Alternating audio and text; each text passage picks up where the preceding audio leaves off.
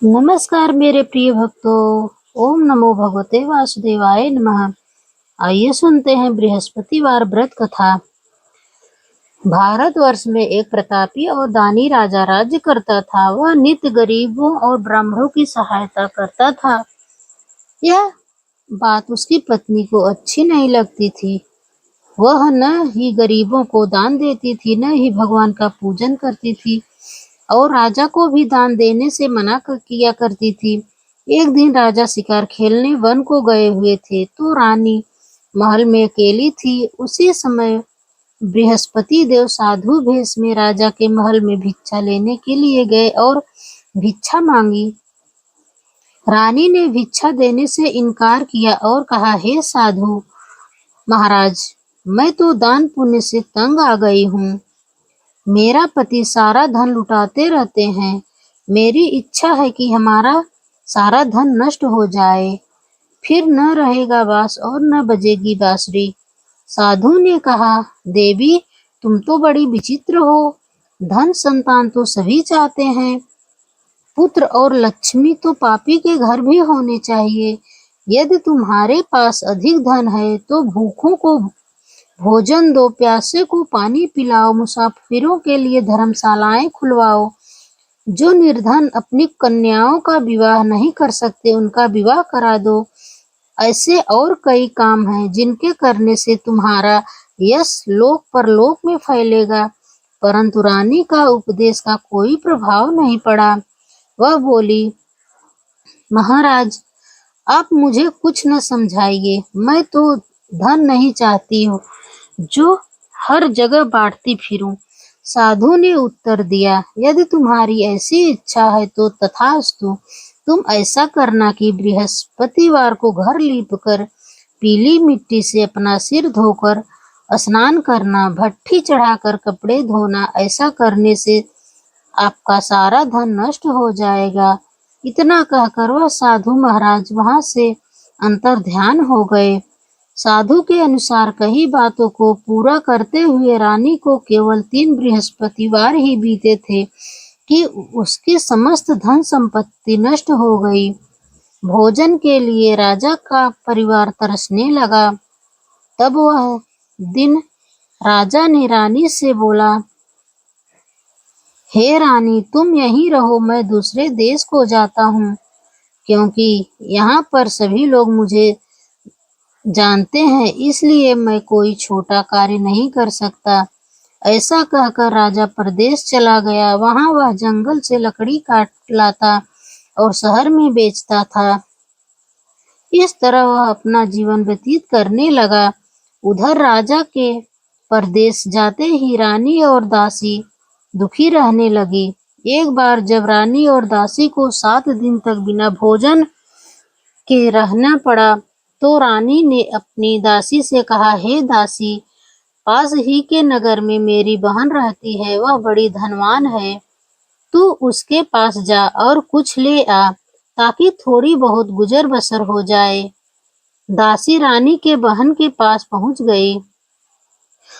उस दिन गुरुवार का व्रत था और रानी की बहन उस समय बृहस्पतिवार व्रत की कथा सुन रही थी। दासी ने रानी की बहन को अपनी रानी का संदेश दिया, लेकिन रानी की बड़ी बहन ने कोई उत्तर नहीं दिया।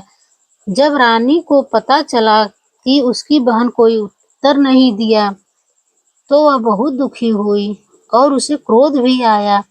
दासी ने वापस आकर रानी को सारी बात बता दी। सुनकर रानी ने अपने भाग्य को कोसा। उधर रानी की बहन ने सोचा कि मेरी बहन की दासी आई हुई थी, परंतु मैंने उससे कुछ बोला नहीं, इससे वह बहुत दुखी होगी।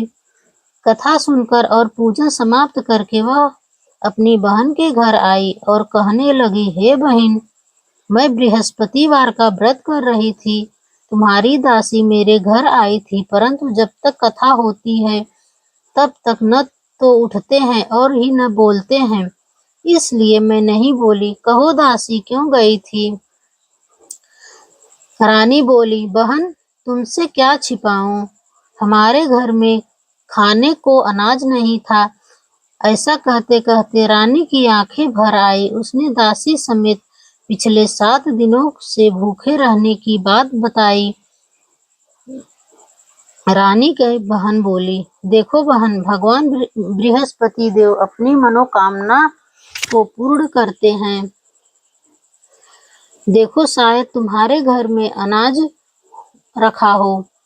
पहले तो रानी को विश्वास नहीं हुआ, पर बहन के आग्रह करने पर उसने अपनी दासी को अंदर भेजा, तो उसे सचमुच अनाज से भरा एक घड़ा मिल गया। यह देखकर दासी को बड़ी हैरानी हुई। दासी रानी से कहने लगी, हे रानी, जब हमको भोजन नहीं मिलता तो हम व्रत ही करते हैं, इसलिए क्यों न इनसे व्रत और कथा की विधि पूछ ली जाए, ताकि हम भी व्रत कर सके। तब रानी ने अपनी बहन से बृहस्पतिवार व्रत के बारे में पूछा। उसकी बहन ने बताया, बृहस्पतिवार के व्रत में चने की दाल और मुनक्का से भगवान विष्णु को केले की जड़ में पूजन करें और दीपक जलाएं, व्रत कथा सुने और पीला भोजन करें। इससे बृहस्पति देव प्रसन्न होते हैं। व्रत और पूजन विधि बताकर रानी की बहन अपने घर लौट गई। 7 दिन के बाद जब गुरुवार आया तो रानी और दासी ने व्रत रखा। घुड़साल में जाकर चना और गुड़ लेकर आई। फिर उससे केले की जड़ तथा विष्णु भगवान का पूजन किया। अब पीला भोजन कहाँ से आए, इस बात को लेकर दोनों बहुत दुखी थे। उन्होंने व्रत रखा था, इसलिए बृहस्पति देव उनसे प्रसन्न थे। इसलिए वे एक साधारण व्यक्ति का रूप धारण कर 2 थालों में सुंदर पीला भोजन दासी को दे गए। भोजन पाकर दासी बहुत प्रसन्न हुई और फिर रानी के साथ मिलकर भोजन ग्रहण किया। उसके बाद वे सभी गुरुवार को व्रत और पूजन करने लगी। बृहस्पतिवार भगवान की कृपा से उनके पास फिर से धन संपत्ति आ गई, परंतु रानी फिर से पहले की तरह आलस करने लगी। तब दासी बोली, देखो रानी, तुम पहले भी इसी प्रकार आलस करती थी। तुम्हें धन रखने में कष्ट होता था, इस कारण सभी धन नष्ट हो गया, और अब जब भगवान बृहस्पति की कृपा से धन मिला है तो तुम्हें फिर से आलस्य होता है। रानी को समझाते हुए दासी कहती है कि बड़ी मुसीबतों के बाद हमने यह धन पाया है, इसलिए हमें दान पुण्य करना चाहिए, भूखे मनुष्यों को भोजन कराना चाहिए और धन को शुभ कार्यों में खर्च करना चाहिए, जिससे हमारे कुल का यश बढ़ेगा, स्वर्ग की प्राप्ति होगी और पितृ प्रसन्न होंगे। दासी की बात मानकर रानी अपना सारा धन शुभ कार्यों में खर्च करने लगी, जिससे पूरा नगर में उसका यश फैलने लगा। एक दिन राजा दुखी होकर जंगल में पेड़ के नीचे आसन जमाकर बैठ गया। वह अपनी दशा को याद करके व्याकुल होने लगा। बृहस्पतिवार का दिन था। एकाएक उसने देखा कि निर्जन वन में एक साधु प्रकट हुए। वह साधु वेश में स्वयं बृहस्पति देव थे। लकड़हारे के सामने आकर बोले, हे लकड़हारे, इस सुनसान जंगल में तू चिंता मग्न में क्यों बैठा है? लकड़हारे ने दोनों हाथ जोड़कर प्रणाम किया और उत्तर दिया, महात्मा जी, आप सब कुछ जानते हैं, मैं क्या कहूँ? यह कहकर रोने लगा और साधु को अपनी आत्मकथा सुनाई। महात्मा जी ने कहा, तुम्हारी स्त्री ने बृहस्पति के दिन बृहस्पति भगवान का निरादर किया है। इसके कारण रुष्ट होकर उन्होंने तुम्हारी यह दशा कर दी। अब तुम चिंता को दूर करके मेरे कहने पर चलो, तुम्हारे सब कष्ट दूर हो जाएंगे और भगवान पहले से भी अधिक संपत्ति देंगे। तुम बृहस्पति के दिन कथा किया करो। 2 पैसे के चने मुनक्का लाकर उसका प्रसाद बनाओ और शुद्ध जल से लोटे में शक्कर मिलाकर अमृत तैयार करो। कथा के पश्चात अपने सारे परिवार और सुनने वाले प्रेमियों में चरणामृत व प्रसाद बांटकर आप भी ग्रहण करो। ऐसा करने से भगवान तुम्हारी सब मनोकामनाएं पूरी करेंगे। साधु के ऐसे वचन सुनकर लकड़हारा बोला, हे प्रभु, मुझे लकड़ी बेचकर इतना पैसा नहीं मिलता जिससे भोजन के उपरांत कुछ बचा सकूं। मैंने रात्रि में अपनी स्त्री को व्याकुल देखा। मेरे पास कुछ भी नहीं जिससे मैं उसकी खबर मंगा सकूं। साधु ने कहा, हे लकड़हारे, तुम किसी बात की चिंता मत करो। बृहस्पति देव के दिन तुम रोजाना की तरह लकड़ियां लेकर शहर को जाओ। तुमको रोज से 2 गुना धन प्राप्त होगा, जिससे तुम भली भांति भोजन कर लोगे तथा बृहस्पति देव की पूजा का सामान भी आ जाएगा। इतना कहकर साधु अंतर्ध्यान हो गए। धीरे धीरे समय व्यतीत होने पर फिर वही बृहस्पतिवार का दिन आया। लकड़हारा जंगल से लकड़ी काटकर किसी नगर में बेचने गया। उसे उस दिन और दिन से अधिक पैसा मिला। राजा ने चना गुड़ आदि लेकर गुरुवार का व्रत किया। उस दिन से उसके सभी क्लेश दूर हुए। परंतु जब दोबारा गुरुवार का दिन आया तो बृहस्पति का व्रत करना भूल गया। इस कारण से बृहस्पति भगवान नाराज हो गए। उस दिन उस नगर के राजा ने विशाल यज्ञ का आयोजन किया था। शहर में यह घोषणा करा दी गई, कोई भी मनुष्य अपने घर में भोजन न बनावे, न आग जलावे। समस्त जनता मेरे यहाँ भोजन करने आवे। इस आज्ञा को जो न मानेगा उसे फांसी की सजा दी जाएगी। इस तरह की घोषणा संपूर्ण नगर में करवा दी गई। राजा की आज्ञा के अनुसार शहर के सभी लोग भोजन करने के लिए गए, लेकिन लकड़हारा कुछ देर से पहुंचा, इसलिए राजा उसको अपने साथ घर लिवा के ले गया और ले जाकर भोजन करा रहे थे तो रानी की दृष्टि उस खूंटी पर पड़ी जिस पर उसका हार लटका हुआ था। वह वहां पर दिखाई नहीं दिया। रानी ने निश्चय किया कि मेरा हार इस मनुष्य ने चुरा लिया है। उसी समय सिपाहियों को बुलाकर उसको कारागार में डलवा दिया गया। जब लकड़हारा कारागार में पड़ा रह गया और बहुत दुखी होकर विचार करने लगा कि न जाने कौन से पुनर्जन्म के कर्म से मुझे यह दुख प्राप्त हुए हैं, और उसी साधु को याद करने लगा जो कि जंगल में मिला था। उसी समय तत्काल बृहस्पति देव साधु के रूप में प्रकट हुए और उसकी दशा को देखकर कहने लगे, अरे मूर्ख, तूने बृहस्पति देव की कथा नहीं करी, इस कारण से तुझे दुख प्राप्त हुआ है। अब चिंता मत कर, बृहस्पतिवार के दिन कारागार के दरवाजे पर 4 पैसे पड़े मिलेंगे। उनसे तू बृहस्पति देव की पूजा करना, तेरे सभी कष्ट दूर हो जाएंगे। बृहस्पति के दिन उसे 4 पैसे मिले। लकड़हारे ने कथा कही। उसी रात्रि में बृहस्पति देव ने उस नगर के राजा को स्वप्न में कहा, हे राजा, तुमने जिस आदमी को कारागार में बंद कर दिया है वह निर्दोष है, वह राजा है, उसे छोड़ देना। रानी का हार उसे खूंटी पर लटका है। अगर तू ऐसा नहीं करेगा तो मैं तेरे राज्य को नष्ट कर दूंगा। इस तरह रात्रि के स्वप्न को देखकर राजा प्रातः काल उठा और खूंटी पर हार देखकर लकड़हारे को बुलाकर क्षमा मांगी तथा लकड़हारे को योग्य सुंदर वस्त्र आभूषण देकर विदा कर दिया। बृहस्पति देव की आज्ञा अनुसार लकड़हारा अपने नगर को चल दिया। राजा जब अपने नगर के निकट पहुंचा तो उसे बड़ा आश्चर्य हुआ।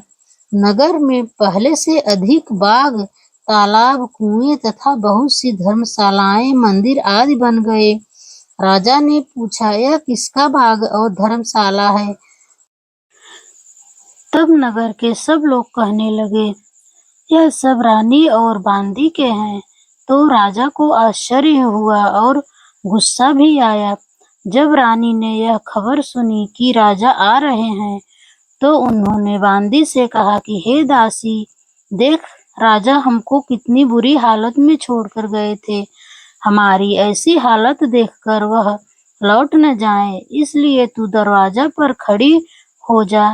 आज्ञा अनुसार दासी दरवाजे पर खड़ी हो गई। राजा आए तो उन्हें अपने साथ लिवा लाई।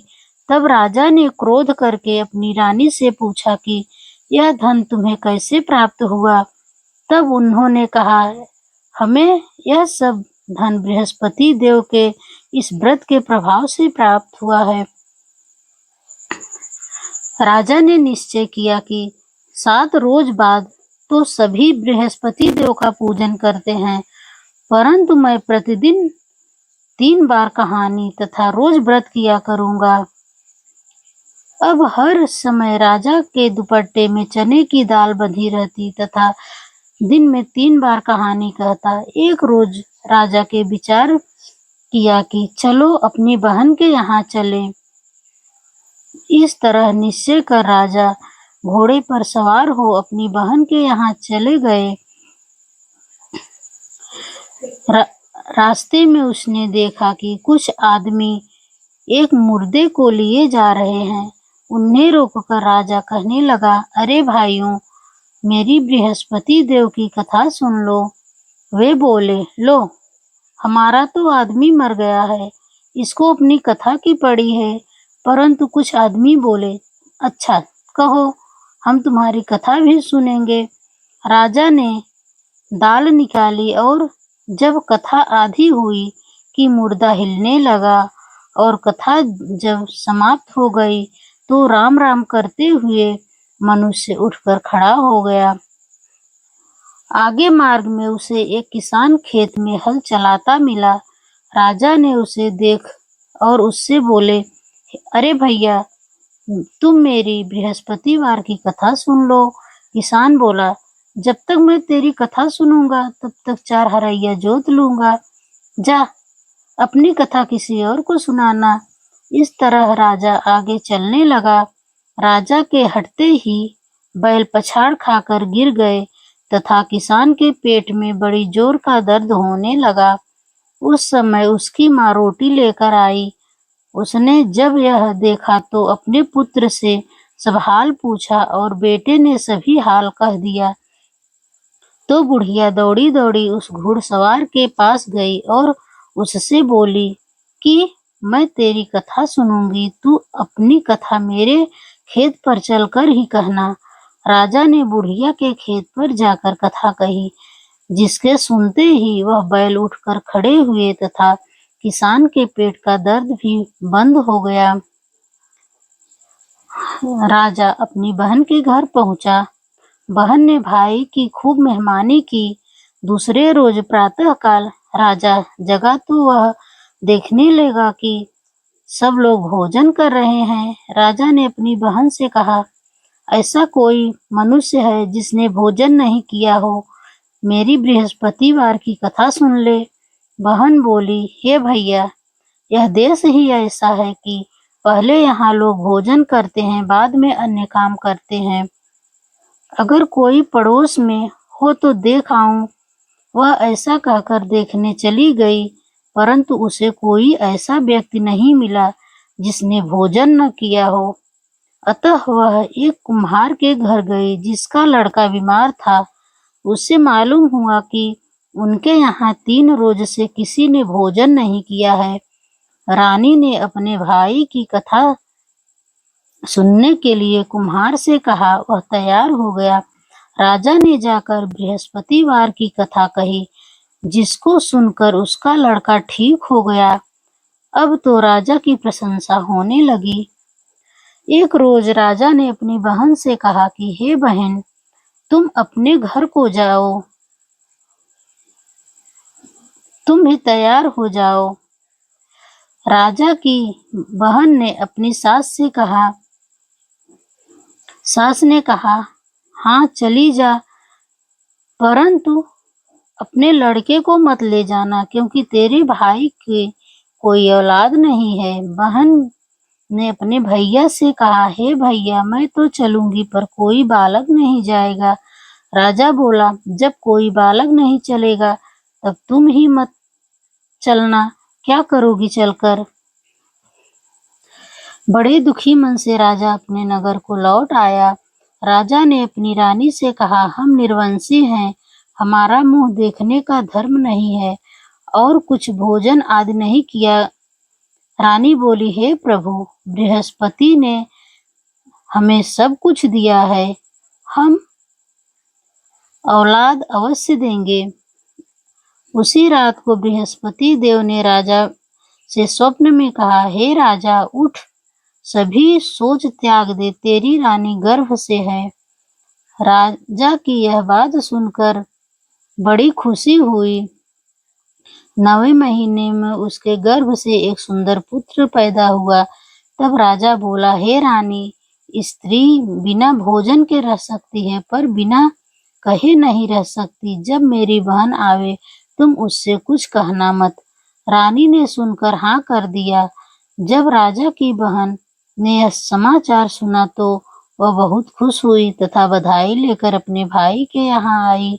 तभी रानी ने कहा, घोड़ा चढ़कर तो नहीं आई, गधा चढ़ी आई। राजा की बहन बोली, भाभी, मैं इस प्रकार न कहती तो तुम्हें औलाद कैसे मिलती? बृहस्पति देव ऐसे ही हैं, जैसी जिसकी मन में कामनाएं हैं, सभी को पूर्ण करते हैं। जो सद्भावना पूर्वक बृहस्पतिवार का व्रत करता है एवं कथा पढ़ता है, सुनता है, दूसरों को सुनाता है, बृहस्पति देव उसकी सभी मनोकामनाएं पूर्ण करती है। आपको ये वीडियो कैसी लगी कमेंट में श्री हरि विष्णु जरूर लिखना। चैनल पर नए हैं तो चैनल को सब्सक्राइब करना। धन्यवाद।